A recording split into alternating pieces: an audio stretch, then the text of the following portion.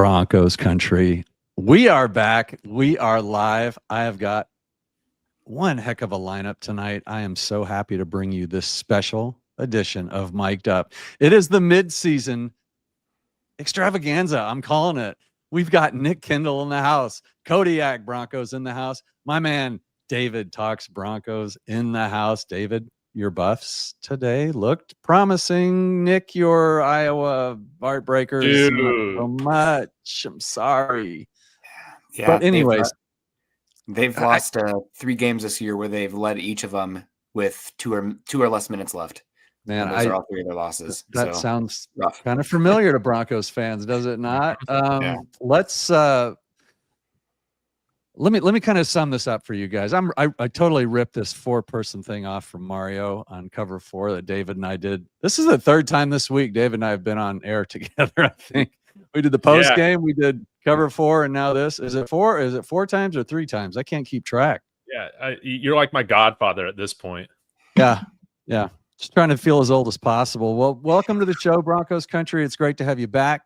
Please check out everyone's shows. I put links in the description, and if I didn't, they will be there. So make sure you check everybody's out, like and subscribe. It helps us all out a ton on the algorithm. What a panel. Wow. Nick, it's been a minute.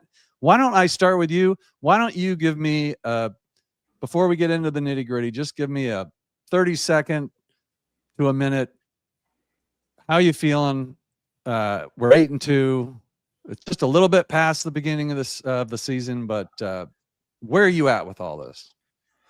I think the Broncos being at 8-2, they got everything in front of them this season. They have a Super Bowl caliber defense, and they have a lot of areas that they can fine tune to still win some games. I know that a lot of times your 1-score games are a 50-50 proposition. So Denver's had as much luck as they've had misfortune with those 2 losses as well. But quarterback play, penalties, special teams, I think it can all get better. And I'm really happy that I love football, obviously, but I think the team itself is, with how many games they've played here recently, should be very happy to have, 1 game in the next 23 days.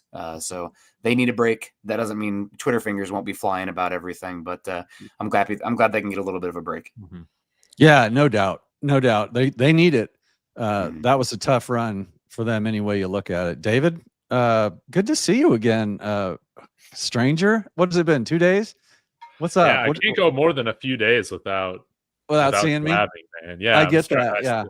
Yeah. My wife probably doesn't agree with you. My wife could probably go 4 days. You can only go 3 days without seeing me. What are your thoughts on the Broncos at 8-2? Hey, strangely, I mean, it looks different than what I thought, but this team is who I thought they were, man. I thought they would take another nice step this year. Felt like I was kind of going on a limb saying 13-4, but we're kind of like in position to be around that range, man. Again, I thought we would get a little bit more from the offense. The defense has still surprised me with, like, I think they're even better than what I thought. So I think we're in a wonderful position to exceed expectations this year, which is awesome because they were kind of set fairly high for the first time in like 10 years. Yeah, right. So been saying this all along. Zach's real big on this. This season, the way this season looks is very dependent on what your expectations for the season were. Mm-hmm. If you bought into all the hype and Super Bowl favorite type stuff that, this draft pick is, I saw a show where someone postulated on a certain person's network, said that, no, it wasn't your network. Now that I think about it, it wouldn't have mattered if it was, because it wasn't you.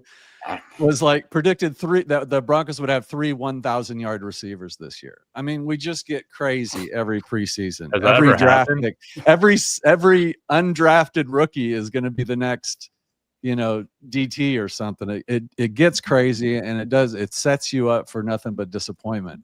You go into it with no expectations but hope. Kodiak, good to see you, my man. Last time I saw you, the show got banned. What do you say to the Broncos country? Where are you at 8-2 with the Broncos? Yeah, well, I just want to say, last time I saw you was on the Engage 8, 2 days before the draft, where Frankie got the show banned. And I have never been on with Nick before, even though we followed on Twitter. So hats off to you, Nick. Pleasure to finally be on with you. David, I'm on with you every Monday, so great to see you again either way. But had you told me that this team would be 8-2, heading into KC, I would have believed you, because I think I had them at 7-3 heading into KC. But I would have thought Nick's was a lot further along in his development, and I've said that on a couple shows already. That being said, it still speaks volumes to this team. They are a mentally tough team. I remember coming on with David after the Chargers game, and we were talking about when is this team going to win close against good teams, and it seems like we've done nothing except for that ever since that game took place. But yeah, either way, it's been kind of a weird year. Like, I know that it's easy to be unoptimistic based on what we just saw 2 days ago, and while we shouldn't be happy with what transpired, the reality of the situation is we haven't been 8-2 since 2015, so enjoy it. Absolutely. Well said. Well spoken. Good start to the show. I do have a few. I wrote down some questions. So before we go to our crystal ball and start trying to figure out what's going to happen next, let's take a little look back. Okay. Let's go back to the beginning. And David, you get this one first. I think I know the answer to this. Ooh. Who was your favorite signing that the Broncos picked up for this offseason? We needed to play with juice, man. Kodiak and I feel like we kind of tag team just spamming this guy with the video every week. J.K. Dobbins, man.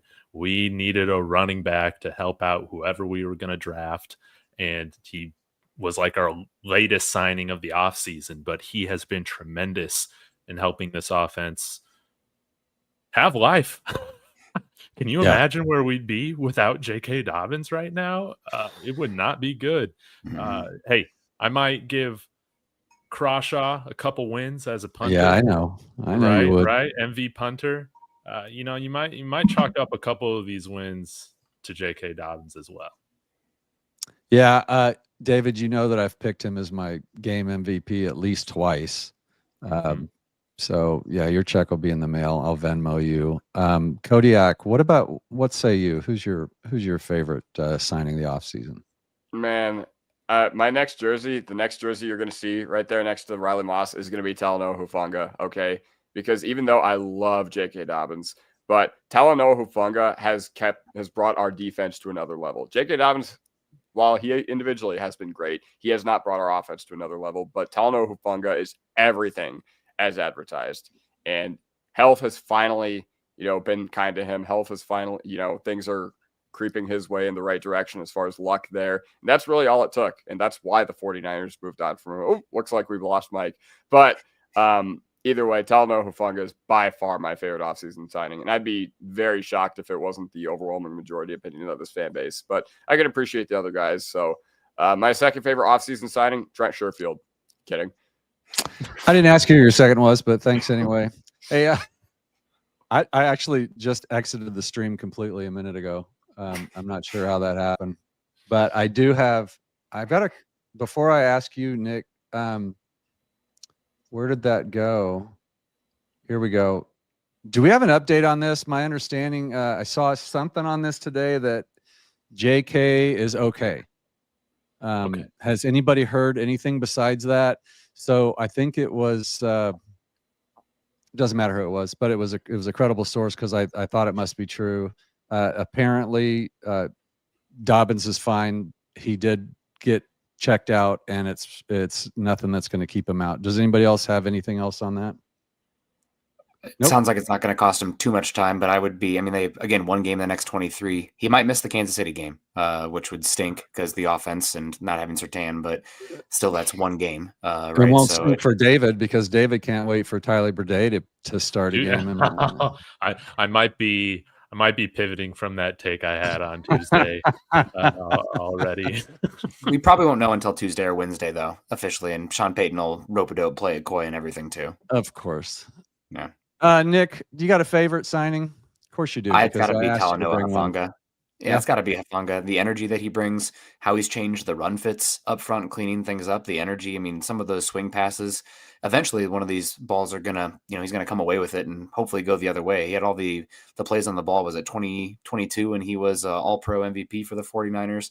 He's close, man. He's close. Hopefully those takeaways, once they start, they'll come in bunches because right now the Broncos are one of the lowest takeaway teams in the entire NFL, which is crazy for how good their defense is. So hopefully that starts to regress to the median, but it's got to be Hufanga, man. And also just the energy that he brings. I mean, this was a good defense last year, but they didn't really have much of an edge to them. You didn't have that like crazy person that, like he might beat the absolute hell out of you. And I feel like you have that with Greenlaw and Hufanga now. So it's not, and shout out, they have crazy people like JFM and Allen. I wouldn't, want to run into them in an alley either. But those two, and with Hufanga being available, I mean, it's changed the energy. This is a defense not just to be feared because you can't move the ball, but to be feared because they're going to hurt you. Yeah. It is nice to see that the one missing, well, maybe the other missing part of our defense was that little bit of nastiness. Like the Broncos have never been known as a dirty team.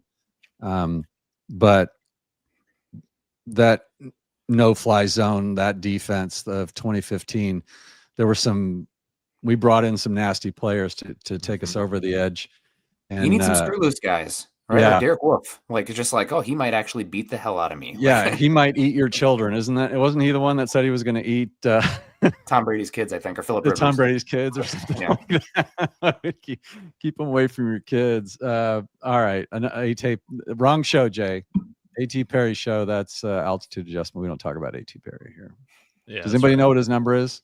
Nick, do you know what? 87, baby. Ed McCaffrey. Why isn't he activated? Really? Still? Yeah, still going for that. He's not muffing no punt. Just so you know, David said that Crawshaw was like our MVP, and then you saw what happened. He said that JK's always injured. You saw what happened, and now I don't even want to know what you just said because the Chiefs. That's what I'm hearing right now. Andy Reid's going to learn A.T. Perry here in a week in the last game of the season. Yeah, I believe it. Anybody else got anything else on that? Mine's I'm going to stick with what I said before. You guys took the other one. I'm going to go with Greenlaw. He's still my favorite. Limited sample size, but if he stays healthy, I think that's going to pay dividends that we really need. Let's quickly do the draft picks now. Okay.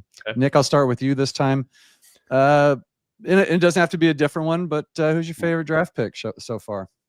I think so far for this season, you'd probably have to say Harvey, just because what he's bringing. We all had this all offseason talk about, Ingram, and he's the Joker, blah, blah, blah. Harvey's the Joker. Ingram hasn't lived up to it. If we had a least favorite signing, it'd probably be Ingram because he's just, hasn't really moved the needle much. They haven't really matched personnel with him. It's been an underwhelming signing overall. But long term, this is maybe a niche opinion, but I've been really excited about what I've seen from Q Robinson in short bursts as well. I can never have enough pass rushers. And to have when he's been out there, he's been pretty good. So it's a luxury that this team has long-term to get potentially a depth plus pass rusher in the 4th round. I'm excited long-term about Q Robinson. I think he's got the juice. There was a point in the Raiders game where we were down to like 3 pass rushers, I believe. He's been inactive, but he's going to make the decisions a little easier with some of these contracts coming up, I think. Yeah. And Sethoid agrees with you. David, favorite draft pick? Crawshaw, right? Yeah, dude. It legitimately is Crawshaw. And again, some people got some issues. Some of my good friends, our good friends, got some issues with even the idea of drafting a punter on day 3. I get it. But at the end of the day, this was a huge area of need for us. And we didn't address it in free agency with the signing of Matt Hack, most definitely. And he's been phenomenal outside of, I'm going to blame his yips on Sean Payton just not having any practice this week going up to the Raiders game. That's what I'm just going to put on. We are all out of our rhythm. Okay. Crawshaw leads the NFL in punts inside the 20. Sadly, he has also had to take the most punts out of anybody in the NFL because of this offense. But he has been tremendous in flipping field position. The wins that I would give him would be against the New York Jets as well as against the Houston Texans. He was tremendous in those games. He was a weapon, and I think we got our franchise punter here for the next 10, 15 years, baby. Well, at least you're consistent. I'll give you that.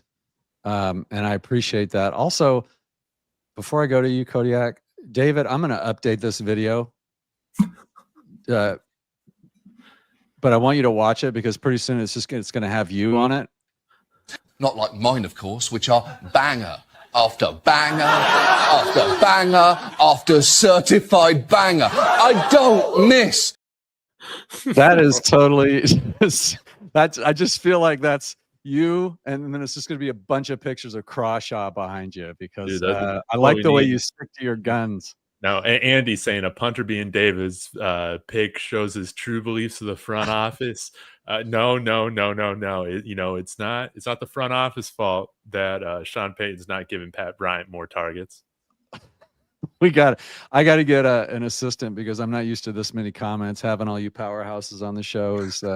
I wish I had one of you guys to run this or the ability to do that. Kodiak, talk to us.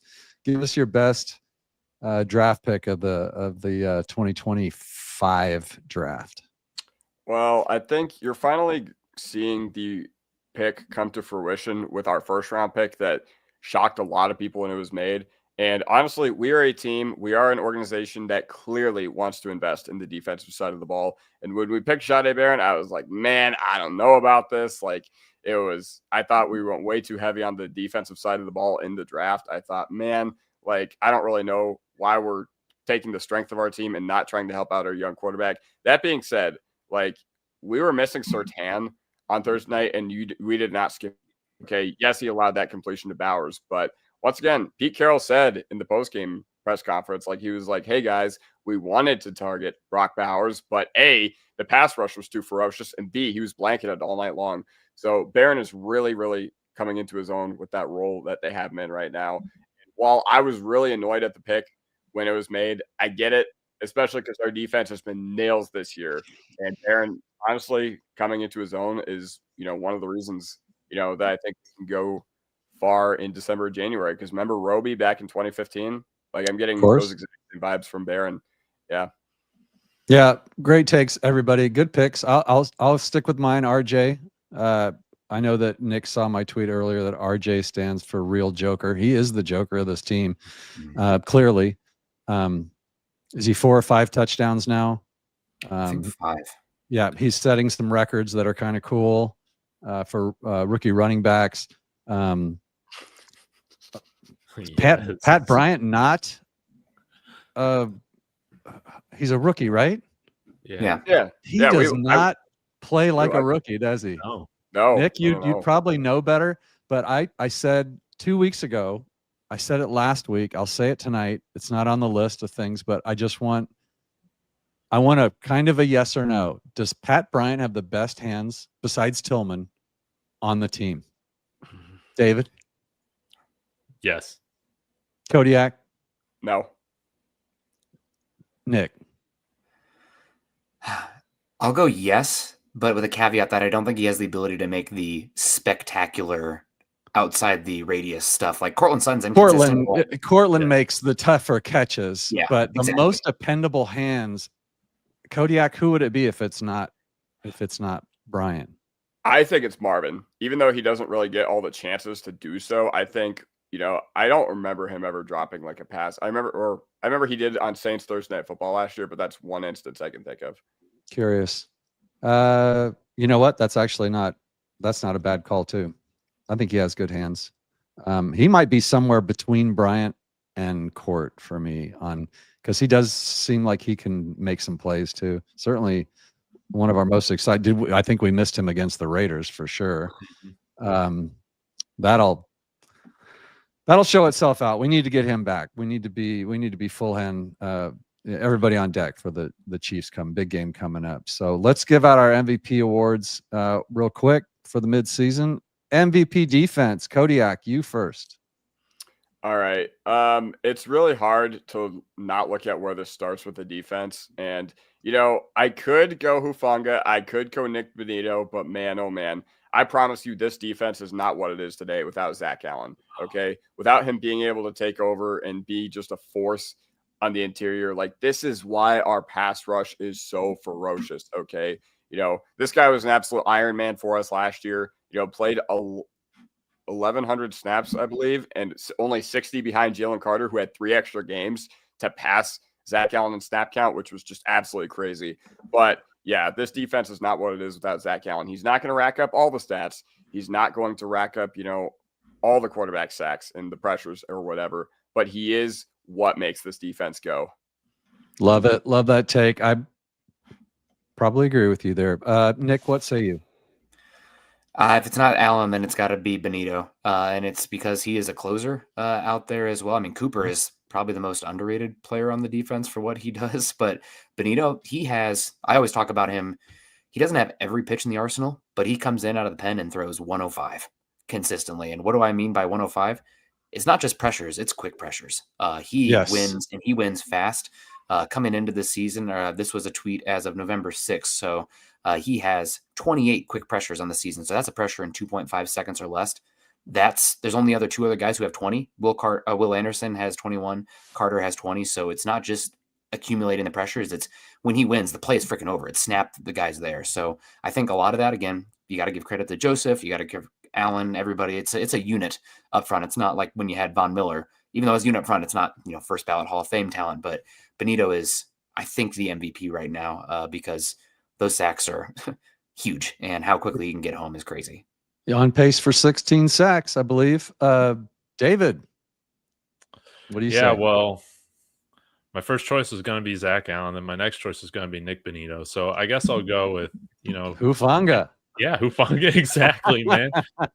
Second on the team in tackles. He's been tremendous as an emotional leader for us, as Nick's already kind of talked about, and he has been so helpful, especially as we have awaited the return of Dre Greenlaw. He has been so helpful in run support with, probably a below average linebacker group, on this unit until Dre returns. So I have loved every minute aside of one penalty against the Colts, what Talanoa Hufanga has done for us, man. He again continues to bring the traditional great safety play to the Broncos. We always have great safety. That's right. You're right. God, I just got to say the hanging fruit was right there. You could have said Crawshaw. Dude, on defense, I like talking about Crawshaw as a defense. I'm just saying, you said MVP. Or was it just MVP of the defense or the whole team? Yeah, defense. Okay. Pay attention, Nick. Yeah. Pay attention. Minus points. Yeah. Focus in, man. This is a tough show. You got to pay attention. Punter is a defensive position. Let's go. I like that. It kind of is. Let's go offense. Now, we're not going to dive into the weeds. Broncos country, don't be scared. We're going to talk about the offense a little bit. Depending on your perspective, it's as bad as you think, or it's not as bad as you think. But we're not going to. This is not the show that we're going to do that. This is the big picture stuff. David, we're going right back to you. I want your offense MVP, and I want you to surprise me with one. It's Cortland Sutton, man. Cortland Sutton. That does surprise me. Nice, dude. He's the number one wide receiver, baby, and I feel like he has behaved like one. Maybe he's not Demaryius Thomas. Is that the issue, that he kind of replaced DT, and so people will always look and judge him based on how he looks compared to DT? Maybe that's some of the issue here, but he's on pace for another 1,000-yard season. He could approach double-digit touchdowns again, but he has been tremendous in getting us first downs, coming up with the big clutch catches. Yes, inconsistent hands, but when the moment matters the most, Cortland's always come up clutch, man. And he's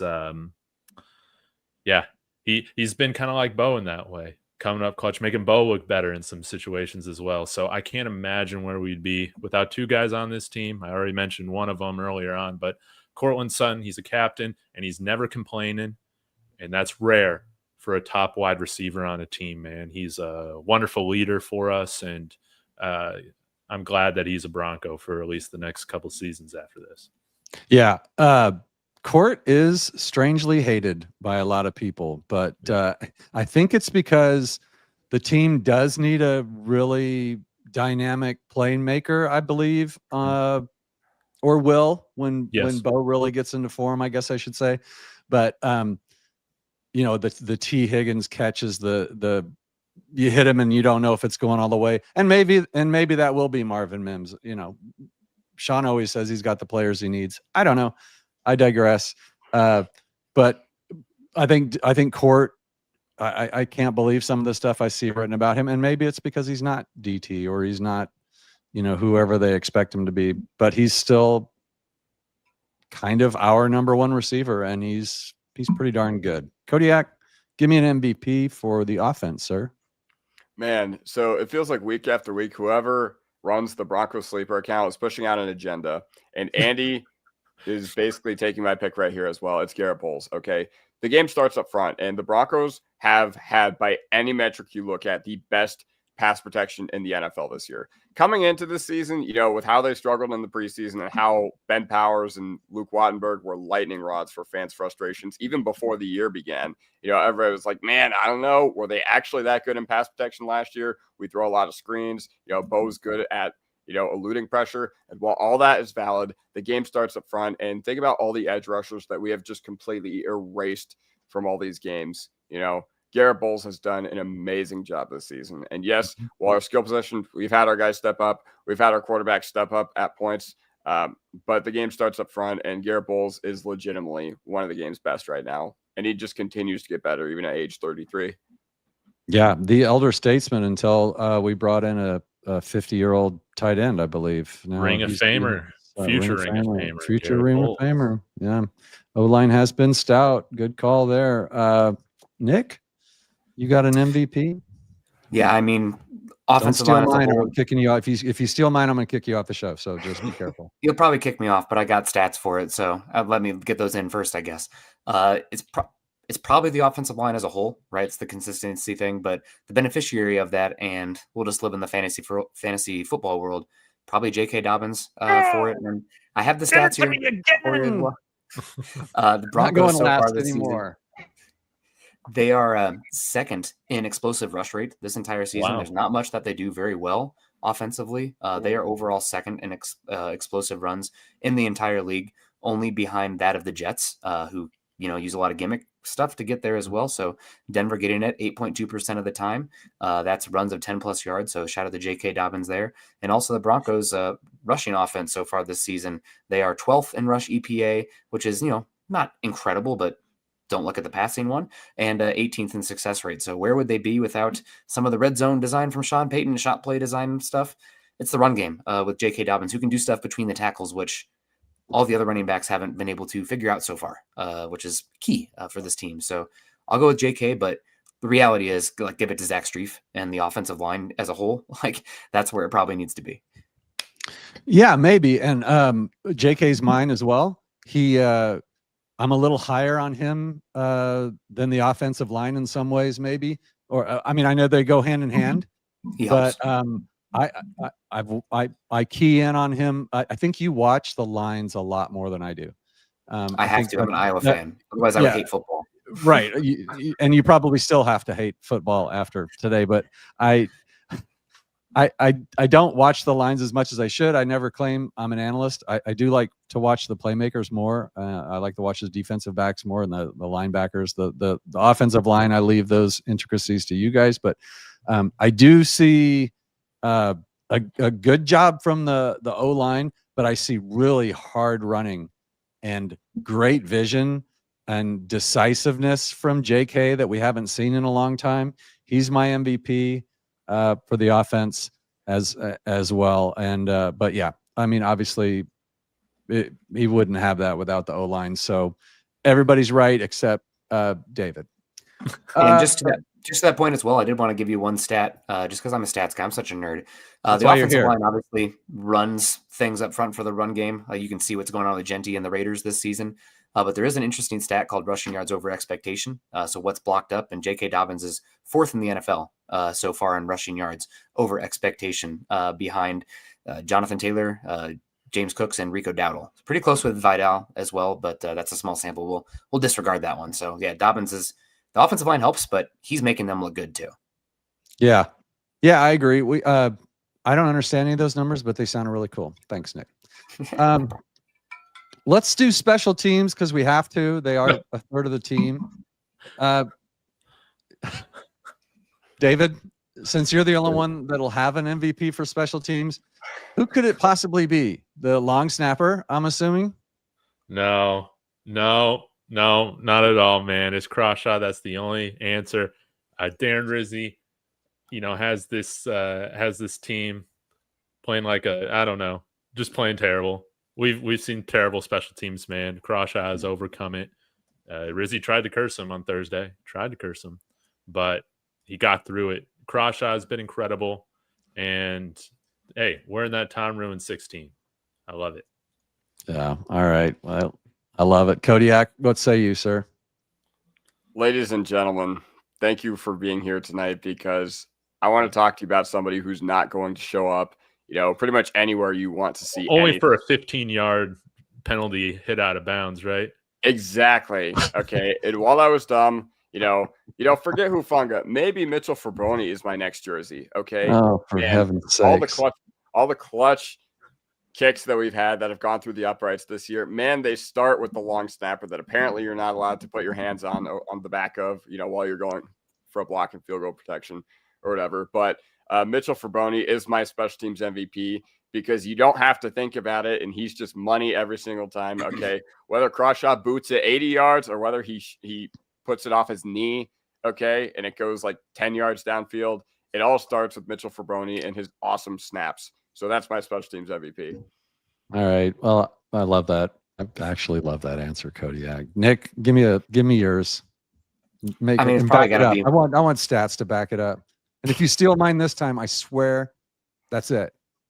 Well, it seems like there's an obvious other one, so I'll just go with the joke one here. Can I go with Skinner's face mask one? That's God bless him. Special teams finally made a play, and maybe not all of them. He's making some stupid penalties out there, but the face mask, God bless you, Skinner. We'll take that one.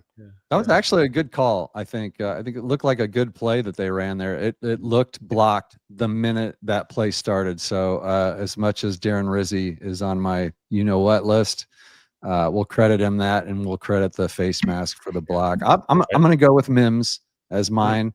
I would have taken, if you'd have taken Mims or Lutz, I would have taken the other. I'm actually a pretty big fan of Lutz. My house is a pretty big fan of Lutz. He's had to, with the way the offense is playing, Lutz is an important part of this team. So credit to him. He hasn't been perfect, but you know what? No one on the team's been perfect. So I like him. Now let me get rid of this banner. I want to do something real quick while I got you all. David, I'm going to start with you. Why don't you tell everybody what shows you're on, what you're doing? I can't keep track of you. You've got 3 seconds to do it. Go. Okay. Well, David Talks Broncos on YouTube. I post pretty much every day. I stream with Zach and mic'd up for every Broncos post game. Okay, sorry. Do I keep going? Yeah. Oh, okay. It's like the play clock. As long as I haven't looked, okay. Yeah. Just don't start counting yet. My ADHD. My Empower Hour, Horsepower Hour. That's what it's called. Horsepower Hour. Night with Kodiak, with Marquee Sports, with Jeremy, and Strez on Thursdays with Broncos Hub. But yeah, if you just want a perspective, and I'm mic'd up when you have me on. But yeah, and if you like college football, David Talks Buffs. That one's a little bit bigger of a channel, but you get to see a different side of me. Right now, it's a little bit sadder, but not sad after today. We played a little bit better. So we got a little juju in your system today. That's right. Juju, little juju hope. And guys, we're free from Pat Shurmur. I'm finally free from Pat Shurmur calling an offense for one of my teams. Finally. We should never have him around Colorado ever again. So, you can find me over there. Twitter is David Talks Buffs. And, I just love the community that we're building with everybody. It's a lot of fun. Kodiak, you've got your channel, the Kodiak Bronco. You are also on the Horsepower Hour. What else you got going over there on your channel? Yeah, of course. So obviously Kodiak Broncos. I do put out some content mid-season, but the long form stuff, I think I'm way better in the off season. So during the season, I just try to keep it, rather brief. That being said, I am on TikTok, and short form is quickly gaining a lot of steam in Broncos country. So head over to TikTok, and if you want to argue with the 500 people in my comments that want to blame Sean Payton's play calling or argue about whether Bo Nix is absolutely trash, then head over to my TikTok. It's the same on here at Kodiak Broncos on YouTube. Yeah, 1,500 on TikTok, 1,200 on YouTube. But before you do that, make sure you subscribe to all these other channels for all these fantastic men on this panel tonight as well. All right, thanks, man. Nick, you're building the Broncos for breakfast. Are we still doing a couple lineup changes, but everything's how's Carl doing? Carl's doing good. Yeah, it was good to see him the other day at the Giants game when he was out here in Denver. So that was fun. I tried to entice him come out to the Raiders game. I guess probably good for his own health that he didn't do that. Yeah. But no, yeah, I do Broncos for breakfast. We are going to be switching our time because I'm out in Denver now, so I can't do the 5 a.m. I got to make sure I get into my science job on time. Right. So we're doing Monday and Fridays for that. And I also do a Falcons show with Scott Kennedy, founder of Scout.com, longtime NFL Network as well. And we cover the Falcons as well. And then also building the Broncos Tuesday nights with Carl, writing for Mile High Huddle over at Sports Illustrated. I've been doing that now for about a decade, I think. Yep. The Bulls draft was the first one. So, Yeah. yeah, I'm aging myself there. I wear the hat so you don't see the gray hairs. But no, we're here. Yeah, we're still doing fine. I'd have to wear a face mask to hide Ski the mask. grays. Yeah, a ski. Thanks a lot. That's it. You're muted. All right. That's the past. That's what's happened. Let's get into on the second half of the show. Why don't we dive into actually let me do one more thing. I just want quick answer. David, what was the most impressive win of the season for you for the Broncos? Eagles, they're still number one in my power ranking, so the fact that we beat them is tremendous. Love that. Kodiak, what say you? Giants. I was there at the stadium, down 26-8. Didn't think we could do it. One of the funnest games. Nick, you go Eagles. I'm going to be maybe really analytical and annoying about it, but it's probably Houston. That's the one team that you might have some stuff up in front of you with playoffs down the line, some tiebreakers. It's a conference win as well, so those that as fun as the Eagles and the Giants are, doesn't help you as much at the end of the season with the conference tiebreakers. So I'll go with the Texans, and that's a team that I really do not want to be seeing again in the playoffs. So I'm happy to have the tiebreaker and to be pushing them down one. Yep, I got the Texans as well, and that's enough about that. At least I'm gonna take Raiders here. Nick, what about you? The Titans, man, they just played like absolute butt for that one. I mean, Bo Nix was his worst game of the season. I know what a lot of people are saying, but he was putting it up left and right. They couldn't do much of anything. That was just ugly. We've kind of seen what the Titans have been like. I think this Raiders defense is feisty. I think Patrick Graham is a pretty good defensive coordinator. It was ugly. I get it. Primetime that makes it worse. But that Titans game was just an abject, terrible game from everybody besides the explosive runs. Again, coming back to the explosive rushing from the offense, but that was horrible. Yeah. David, what about you? Yeah, the game I was least entertained with has to be the Titans game. And I know you could say the Jets, Las Vegas, God, honestly, I love those games.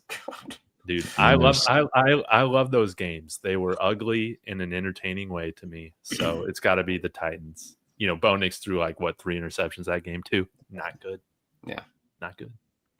Yeah, Kodiak. Well, you guys have said Titans, and while I'm okay with chalking that up to week 1, even after how things have looked for us this season, the Jets game was a joke. That was just an absolute joke. And the reason it was a joke is because the Jets literally had the worst defense in the league coming into that game. And while we beat the absolute daylights out of the Cowboys and Bengals, who had the 2 other worst defenses in the league, we somehow were hanging around with the Jets. Felt like they were starting at the 50 every single time, which really, I think that's when people were starting to get alarmed by Rizzi. We got the holding penalty in the end zone, and that's what allowed the Jets to take the lead. But, that was just absolutely disgusting. And it was just disgusting football to watch. Yes, it was great seeing our defense tee off, but Justin Fields, get ready to learn CFL, buddy. This is third team, right? So he's had his Drew Lock career. He's had his chances, and now we'll see what happens with him. I know there's still people who love to say that Drew never got an opportunity, never got a chance. They say the same things about Fields. You fall in love with a guy and you see what you see. I get it. I understand it. Yeah, good.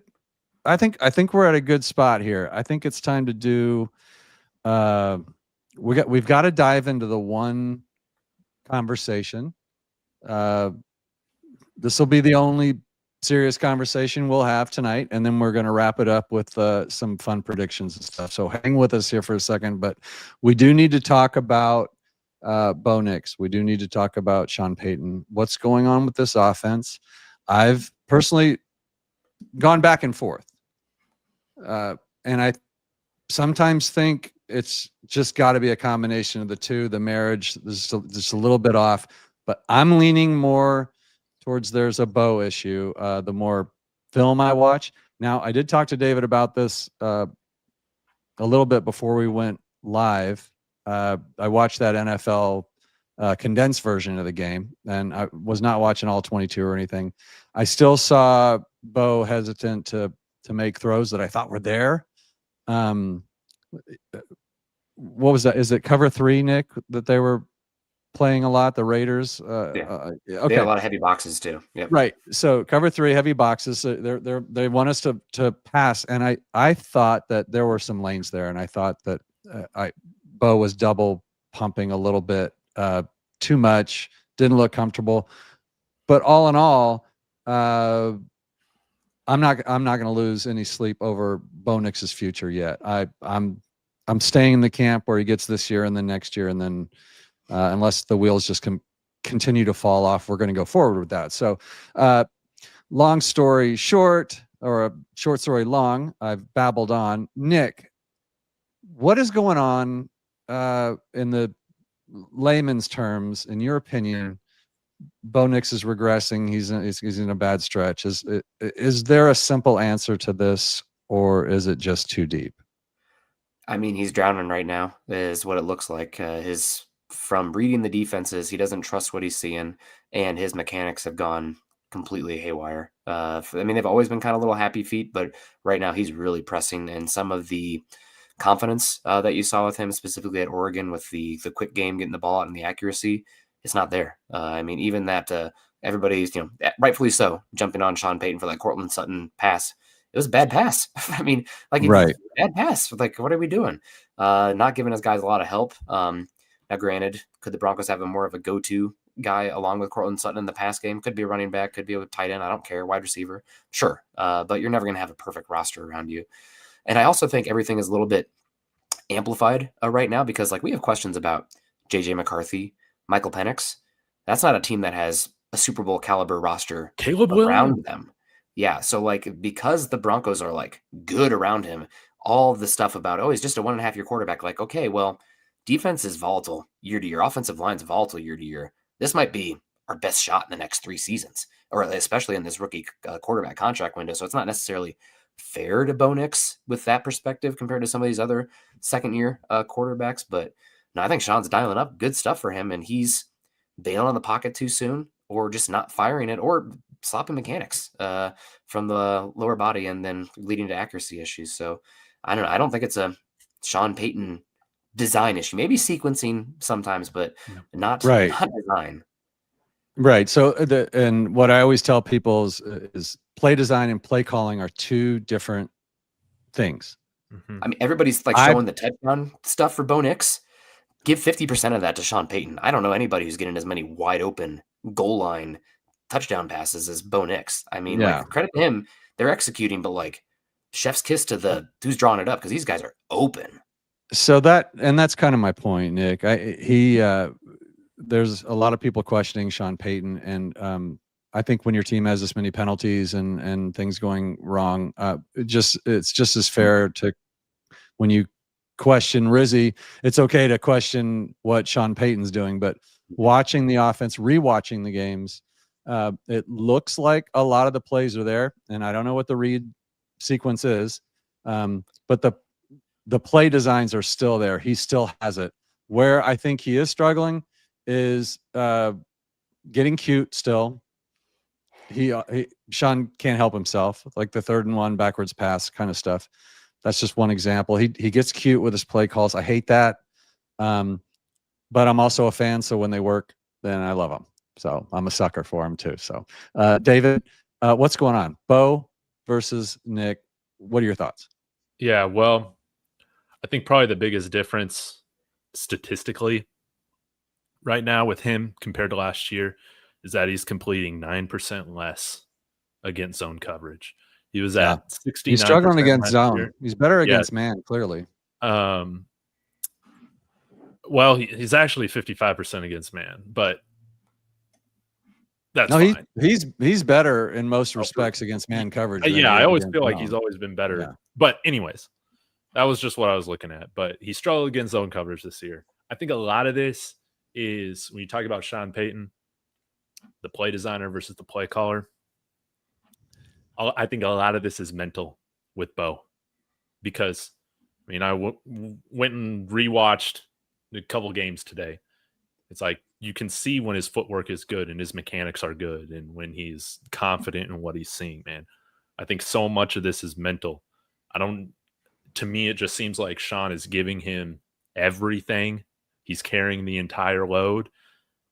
He seems to be operating better when that load isn't as high or it isn't as large. You're getting to the line with more time. You're not subbing personnel nearly as much. You're going up tempo, 2 minute, all the sorts of things. Again, I think Sean has to do a better job of helping Bo get settled down. And I put some of this on Sean Payton because the entire offense has been clunky. It's not just Bo Nix. It's everybody jumping off sides. It's everybody holding calls. It's our wide receivers being second in the NFL in drops right now, only next to the Jaguars. The entire offense. It's not just Bo.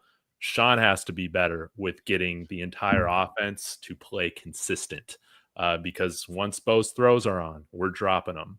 Once we're able to run the ball, it's a holding call or a delay a game or, something like that. It's where we don't get lined up correctly. The whole offense has been a mess. Nick, you might be able to help me out with this answer. But when did Bo Nix go to the armband last year? Because I felt like when he went to the armband, that helped things.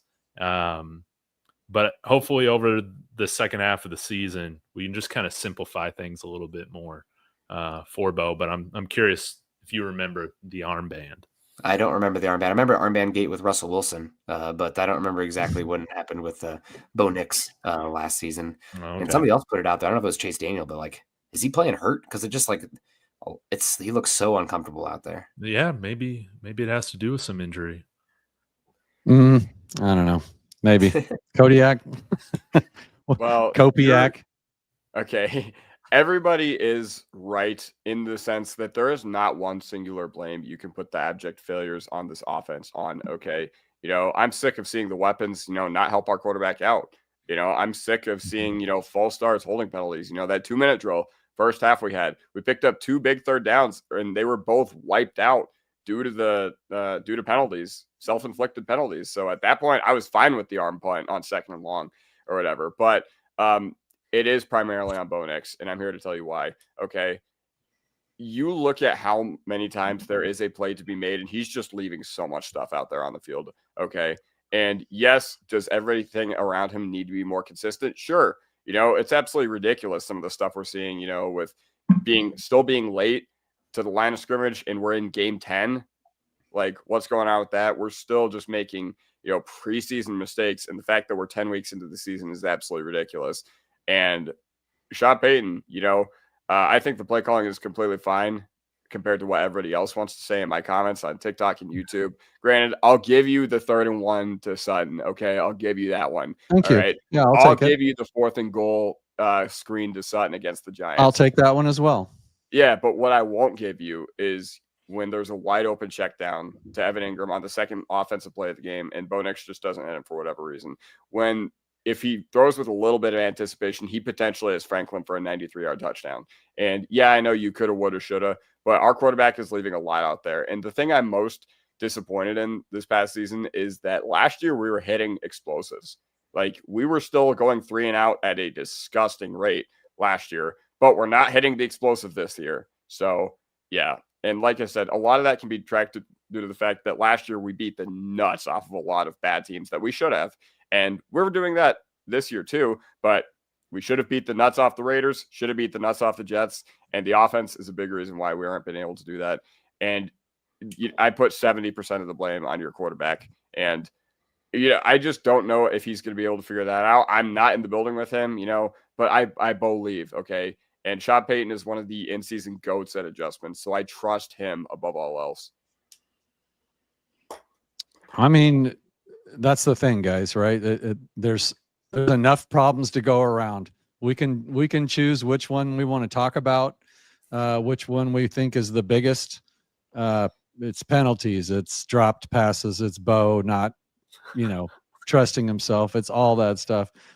I'm with Jeremy on this one. How could we expect things to look better from the Texans game when we ain't practicing? Why don't I see that comment? Where is it? Oh, you just highlighted it. Here we go. You're not allowed to have a Oh, penalty. it starts with "Here we go." That's why, Jeremy. Yeah, I saw it was you, and then I just quit reading because it's Jeremy. I'm just kidding. Yeah. I love you, But- Jeremy. Yeah, looking back, man, like that's the risk taker with Sean Payton, man. Doesn't like to practice for those Thursday games. Well, he doesn't take the league begged him to take a bye week after the London trip. He chose not to do that. I'm glad he chose not cashed to. in, he won it. It worked out. Go ahead, Kodiak. I think this is being blown out of proportion because per the CBA, you're only allowed 14 padded practices during the season. So I think, yes, it's valid to say that it's a short week, divisional rival, whatever. Houston, you probably don't want to play them on a short week against the division rival, but I don't really buy the no practice thing. Really?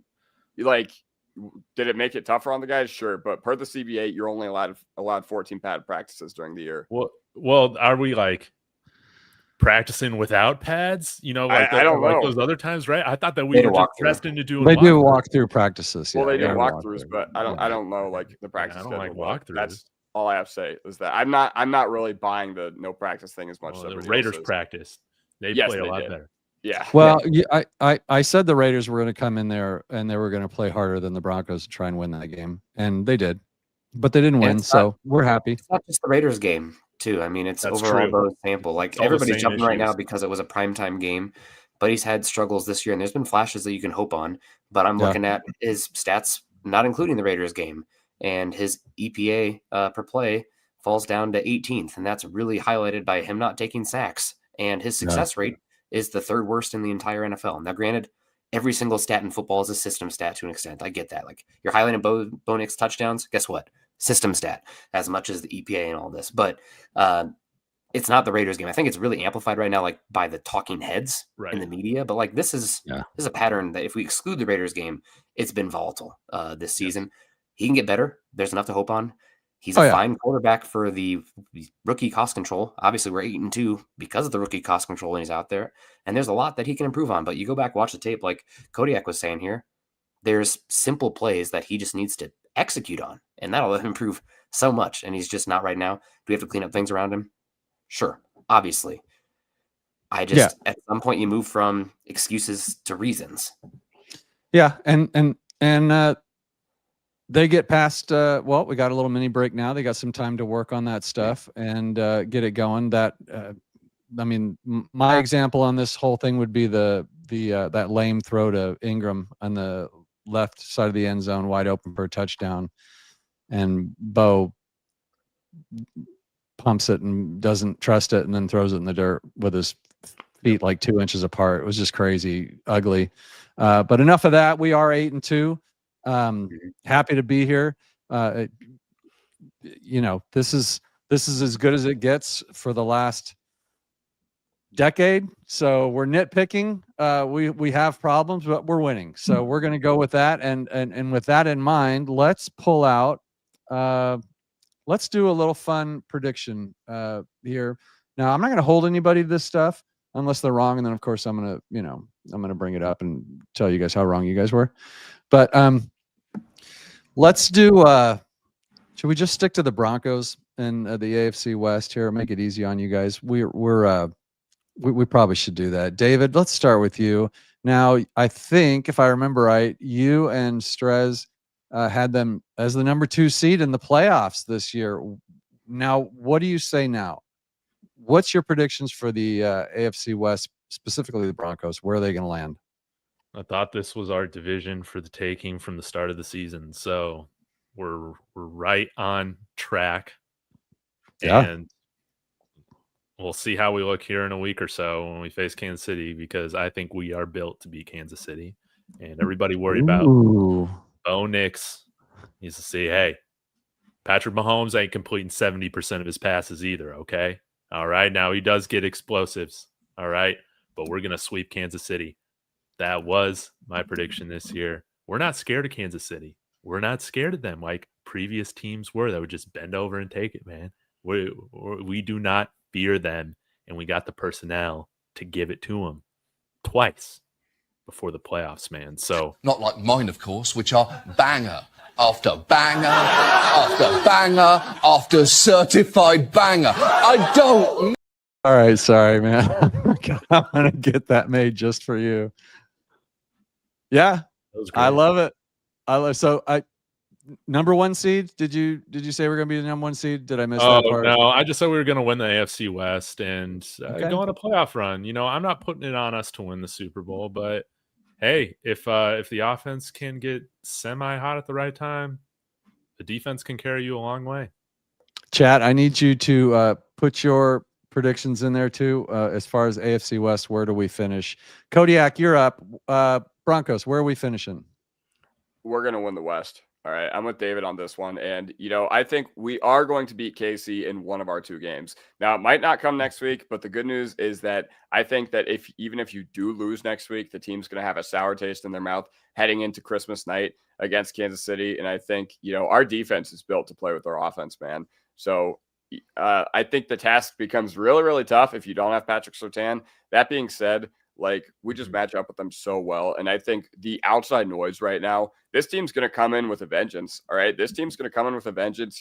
Mile High is going to be rocking. That crowd's going to be absolutely insane because they're going to understand that this is a huge game for the team. And yeah, we're going to win the West. I feel pretty good about saying that. Commanders absolutely reeling right now. Even if they have Jaden Daniels, they're just reeling. Raiders in Vegas, I think we're going to take that one as well. We might drop one to the Packers or Jaguars. I don't know. Because the NFL Better not be the Jags. Yeah, and I don't know. I just don't see us going 14-3 or 15-2 to finish out the year. I think this team's just not built for that. But we have another game against the Chargers. I'm not worried about the Chargers. They're down both Slater and Alt. I think, we should have beat them week 3. I think things are going to look a lot different this time around. So think we're going to win the West. And I feel decently confident in saying that. So that is my crystal ball prediction. All right, Nick, you're up, buddy. How's it really going to go? Oh, man. And I wrote down exactly what you're going to say already, so I know what you're going to say. So go ahead and prove me right. What I will always promise you guys is I'm not going to tell you what you want to hear, but what I feel. Yes. I think the Chiefs are still going to win the West. I think that until you knock them out. Have you guys ever seen Jeepers Creepers, where they roll over the monster 4 or 5 times? Yeah. That's Kansas City to me. I mean, they're never dead. So for me, I wish we had the show a week later. If we beat Kansas City at home, step on their throat, we can do it. But this Kansas City team, they're as explosive as they've been in a while. They're a different offense with they have Rashee Rice. And with the Broncos, not just Bo Nix in the pass game, but the penalties, the special teams as well. I don't know. At Denver also, coming into the Houston game, I think they had the 32nd out of 32nd ranked opposing defensive schedule coming out. So the easiest one in the NFL. And then we've seen these last 2 games. Offense maybe not that good because we had the easiest schedule in the NFL for our offense. So I'm going to take the Chiefs for now still. I think that it's really unfortunate. We have J.K. Dobbins. He might be out this upcoming game. We know Surtain's going to be out. I hope they step on their throat here. I really do. If they win this game, we got the division. I really do believe that. But I think I saw from DVOA as well, the Broncos' chances of making the playoffs drop to 40, or winning the AFC West drop to 49%, depending on this game coming up. So this is a game. I mean, this one really matters. Obviously for the Broncos, they have a cushion, but the Kansas City Chiefs schedule is not too much of a gauntlet coming up too far after. I know they have the Colts still ahead as well, but I think I'll have the Broncos going 12-4, but I think the Chiefs get the tiebreaker in the end. And also for you guys counting at home, I said, what's the most important Bronco win? Houston.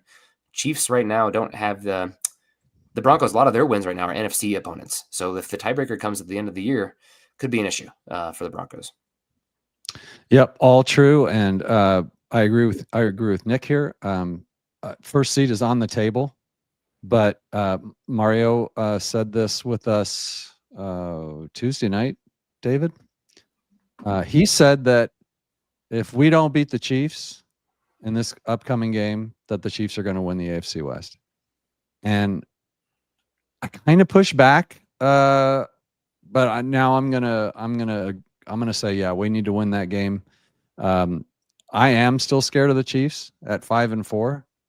They are a better team in most ways. Their winning record is not as good, but I still think they're one of the best teams in the league. Yes. We need to beat them, and it's going to be a little tough sledding with what injuries we've got. Pat's not going to be there for that game. A torn pec's no joke. So my prediction is, I'm still going to go with my prediction, though, that we are going to win the AFC West. And I think the Colts will probably hang on. Does anybody think the Colts will hang on? I think they're going to fall back, or is anybody going to steal the South from the Colts? Nobody's going to steal the South from the Colts, but okay. I think the best offensive line in football is the Buffalo Bills. And I know they had that really ugly game against the Falcons, but I think people are sleeping on the Bills right now. And the Thursday night game, by the way. Thursday night game. I know. I just figure we might as well just do the four divisions. Yeah, divisions. I think I'm going to take the Bills, although they're not as scary as they used to be. I think the Pats are living on love right now. I think the Bills will end up creeping up and stealing that one back. And then I don't know if there's enough time in the North for the Ravens. So we might see the Steelers out of that. Those four. Anybody got different four than that? Yeah, I had the Patriots winning the. You think they'll hang on to it? Division before the season. Yeah, I know that they've had a cupcake schedule, but I think they're a very well coached team. So, Coach of the year. Yeah, Table. yeah. Give me New England, and I'm gonna hope Baltimore can beat the Steelers. Man, I would love to see them catch up, but Steelers winning this week was huge. And don't the Steelers have I thought the Steelers had a really big game coming up, but maybe I'm wrong. I don't have any of that stuff from me. Kodiak, that's your job. You got that in front of you, but you Chargers. said you have the Chargers. Yeah. So we need, so we're rooting for the Steelers right now to beat the Chargers. And I think that's a good matchup for the Steelers, honestly. I think they can beat a team like that, especially with the issue that the Chargers are dealing with, and their defense is kind of starting to get after it, like you would expect a Steelers defense to do. So, go Steelers this weekend. Kodiak, who wins all four? You agree with David, or do you have a completely different? I think Buffalo's going to overtake New England simply because Buffalo's been there, done that. New England they remind me a lot like our team last year. Granted, they're probably better than we were last year, but they're probably going to drop a couple of games that they probably shouldn't because of the fact that it's new, new coach, new offensive coordinator, new quarterback. And while that hasn't really seemed to matter at this point, Drake May did look a little mortal last week against Atlanta. So I think the Patriots take that one. And I think the Ravens overtake the Steelers. Okay, the Steelers are not that good. And, I think they still have 2 games left to play against each other. And I think Baltimore with Lamar Jackson, they're really going to start to heat up. So, yeah, give me the Broncos, Colts, Ravens, and Bills for the division winners.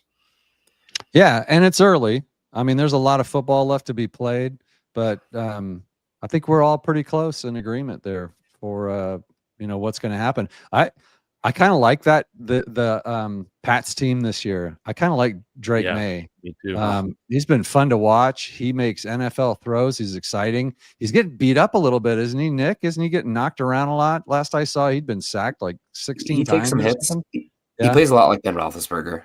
He's a big guy. He bangs around in the pocket a bit, and he hunts vertically. He is a little bit prone to get the ball knocked out in the pocket as well. He's got a little bit smaller hands, so maybe for a playoff matchup that might come into handy for the Broncos. But no, I mean, there's people that I respect that are saying Drake May first half of the year MVP so far. That's how good he's been. So I think we'll see some regression there because, again, the sample has not said that he's going to be that historically, but he's been unbelievable. So I do expect some regression from him and specifically the Patriots defense as well. Yeah. I like the I love what I saw with the Bills, the way they played the Chiefs in that last game. Great game plan against them. I don't know what it means, but I was still worried that the Chiefs were going to come back, and that game shouldn't have been close. That's how dangerous that Chiefs team is, and that's why this next coming game is just hugely important for the Denver Broncos. But we're 8-2, guys. The last time I don't have it in front of me. Shout out Zach Seegers. He had, I think he had since 1966. Every time the Broncos have been 8-2, when you woke up the next weekend, they were 9-2. So they some weird stat like that, crazy stat, very close to that. Like they just always go. So this is let's hope we keep that rolling. I got a lot of comments in here, guys. I'm so sorry I didn't get to all these. But thanks for everybody in the chat. I'm just not as good as these guys at running the chat and running the show at the same time. They all have personal secretaries and producers. I don't have one. I gave Chewy the night off because it's Saturday night and he had a date. So it's just me in here in the studio alone. And but I couldn't ask for a better panel. Thank you all so much for coming in. I think we've got I think we can all agree this is the most exciting Broncos team we've seen in a decade, warts and all. But I said it before, I'll say it again. There is not one team in the AFC West that doesn't have problems. They all do. Every fan base is worried about their team just as much as you're worried about our team. I think our team's going to do something special this year. I'm not calling Super Bowls, but I think we're winning a playoff game this year, guys. Yeah. And we'll break down. We'll get a little closer to the end of the season. We'll figure out who's in and who's out, and then we can start doing matchup. I think if the season ended right now, we'd be playing the Chargers as 3-6. So that'll all change. We're gonna have to beat the Chiefs. It still goes through the Chiefs, but the Broncos are back, baby. Nick, thank you so much for taking the time to come in. Welcome to Denver, by the way. Glad you guys got all moved out. I see you still got boxes you need to unpack, so probably get those done tonight if you would before your wife gets back.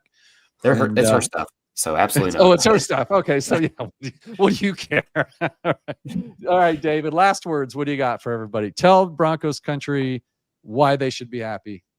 Because we got a great freaking football team. We got the chance to win a Super Bowl, and guys, you don't need Bo Nix to be playing superhuman MVP football for our Denver Broncos to win a Super Bowl, man.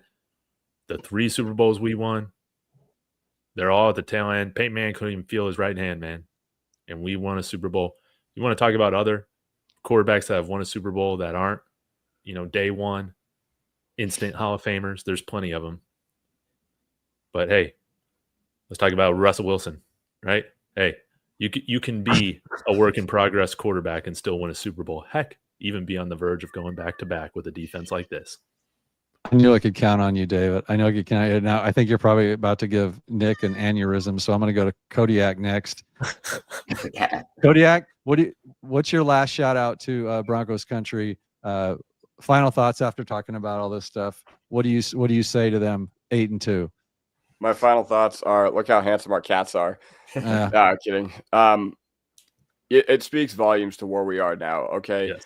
3 years ago at this time, we were a poverty franchise. I remember the restaurant I worked in, the defense would come in all pissed off on their games after Sunday, and the local media, they'd cut off from Sunday Night Football, and they'd show press conferences, and the defense would just be irate.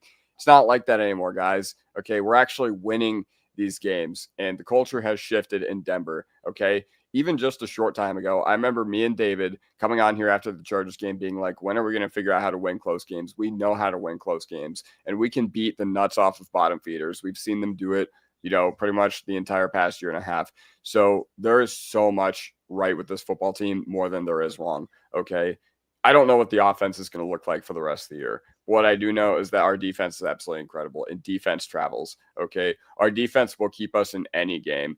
And, the run game will keep us in any game. And I trust Sean Payton. Okay. Sean Payton is the most important man in the Broncos building. Yeah, we don't get him without Greg Penner, but I'm willing to die on that hill. And Sean Payton has been there, done that when it comes to leading a team to a Super Bowl. Granted, 2009 was not off the backs of the Saints defense, but things will be different this time around if we can get to the promised land. Yeah, well said. It sure would be easier if Bo and the offense could get it going, but we've seen the Broncos do quite well with mediocre quarterback play and excellent defensive play. One thing I try to remind everybody, I was there for the Peyton arm falling off stats were really bad, but he still got them in. He got them in the right looks. He got them in the right plays. He was a big part of why they won that Super Bowl too. It was ugly, but he was still doing all the other stuff that he did extremely well. That Bo's, a second-year quarterback's just not going to be able to do. Bo's going to have to play better. Nick, finish us out with Happy Nick. Yeah. Nick. I have a big picture. The Broncos there's the 4 pillars of any team building in general. It's the ownership, it's the front office, it's the coach, and it's the quarterback.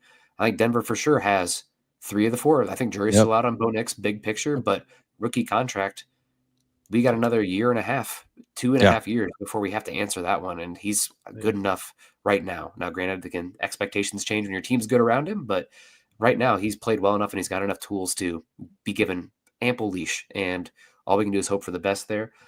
Short term, there is no team in the NFL that is better along the lines of scrimmage than the Denver Broncos when it comes to the offensive line and Both the defensive line.